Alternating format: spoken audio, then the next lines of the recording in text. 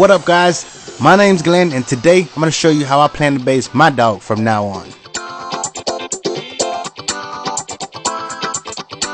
To begin the assembly, I have 8 pieces of pipe measuring at 31 inches in length. And now to connect the two sides, I have 3 pieces of pipe measuring at 40 inches in length, and all these measurements are based on my dog.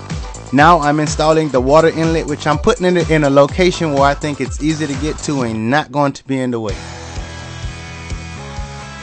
So to now install this PVC that goes in the middle, this part was an afterthought and it made all the sense to add it. So now I'm going to mark the pipe so I can get that put in.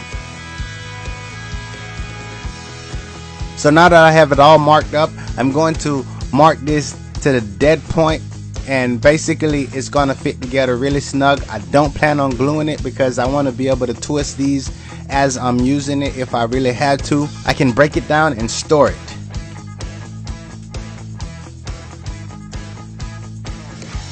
I use my line chalk to mark a straight line on the PVC prior to drilling.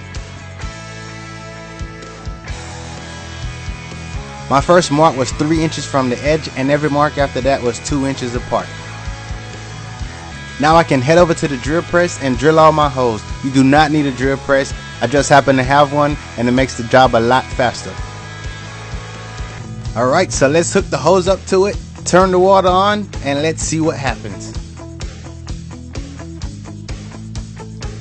Since there will be no pressure on the pipe, I will not need to glue these. All I have to do is just tighten them up, and that makes it a lot easier to make adjustment and swivel the pipes as I'm using it. And now that the sun is out, I can put it to the test. She's not afraid of water, but she don't like getting wet either. Having the shutoff valve right next to me make it easy to control the flow of the water.